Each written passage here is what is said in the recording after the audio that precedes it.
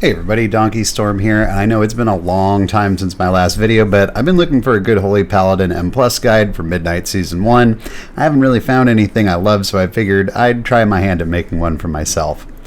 Holy Paladin has been shaping up to be one of the better M+ healers for Season 1 in my opinion.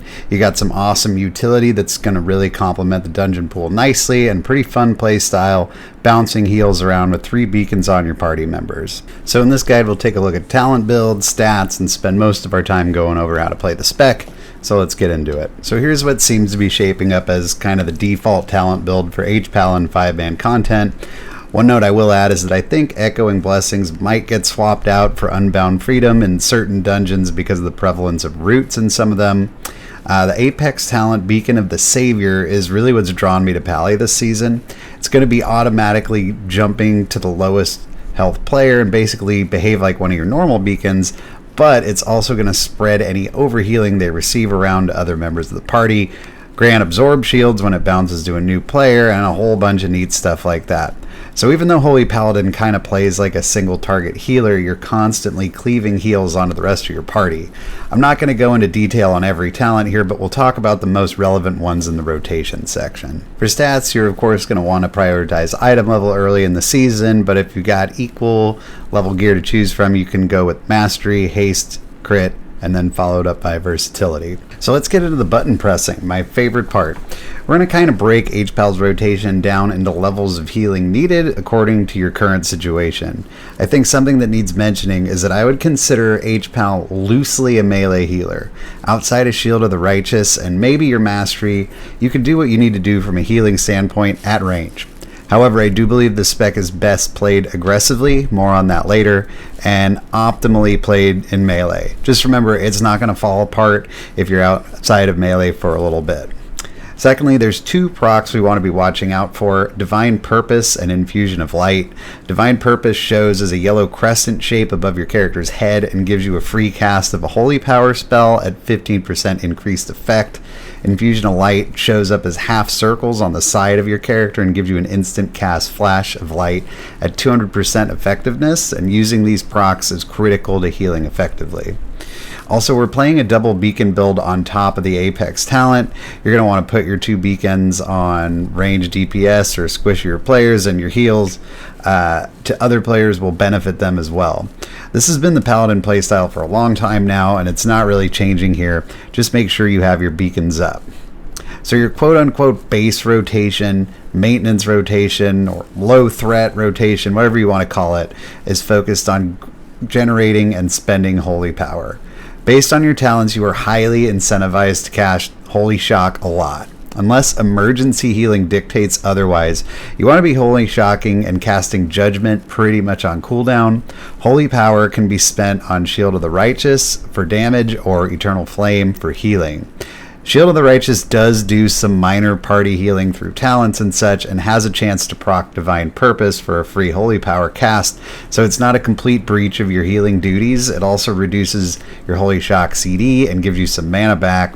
Holy Shock also reduces the CD of Judgment, as well as has a chance to proc Infusion of Light, giving you free flash heals, and Judgment automatically puts down Consecration. So what I'm getting at here is you're really strongly incentivized to make these 3 spells the core of your rotation and play off what they feed you unless extreme healing measures dictate otherwise.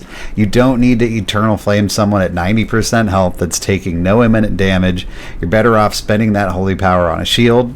This is what I mean when I say that Holy Paladin is best played aggressively. So let's say healing kicks up a notch. A notable amount of damage is going out, and we can't afford to spend Holy Power or GCDs on Shield of the Righteous. You're going to want to use Holy Shocks defensively here, spend your Holy Power on Eternal Flame, and use Holy Lights to fill in the gaps. Holy Light is a big chunky heal, but it does cost a fair amount of mana, so you can't afford to spam it too much. Continue to spend Divine Purpose or Infusion of Light procs correctly here as well, and your beacons are going to do a lot of work cleaving your heals onto multiple party members. So finally, for cooldown level triage healing, you basically got Wings on a 2-minute cooldown, Aura Mastery on a 3-minute cooldown, and Divine Toll on a 30-second cooldown to work with here. You can typically combine Divine Toll with either of the other 2 cooldowns given its short cooldown. Wings is the iconic Paladin cooldown, increasing damage and healing by 15%, and notably providing you with 2 instant cast Holy Lights at 50% the mana cost.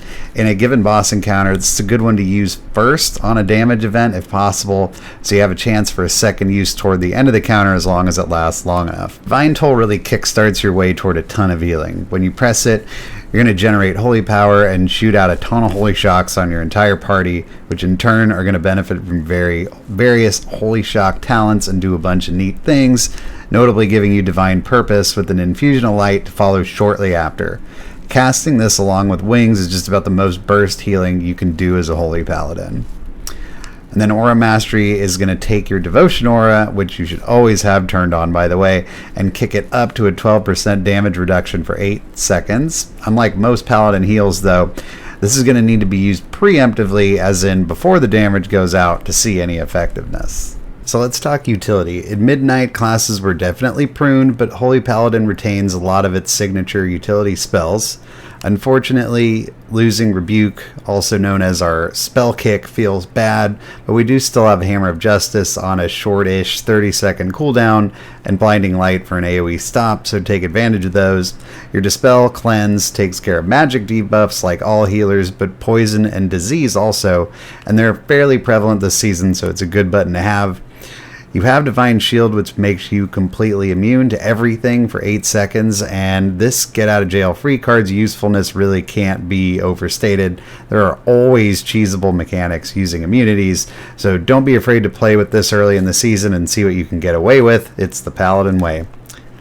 Blessing of Freedom removes roots and movement impairing effects from party members, and it looks like it's going to have a lot of relevant uses in this season's dungeon pool. Blessing of Protection, usually known as BOP, gives party member immunity from physical damage, but can also remove bleeds and certain other nasty things, and also always seems to have some cool niche uses throughout a season. Maybe we can loop back to that one in a future video. Blessing of Sacrifice puts a 30% damage reduction on a player, but redirects that damage to you. This one takes a little practice and experience to get a feel for, and can be combined with Divine Shield in extreme cases to negate the damage effect on you. It's also worth noting that anytime you use Divine Shield, you may as well sack someone because it's free damage reduction. Oh yeah, and you have a battle res. Don't leave your friends dead on the ground. So that's going to pretty much wrap things up for now. If you made it this far, don't forget to leave your favorite breakfast cereal in the comment section below, and I'll see you guys in the next one.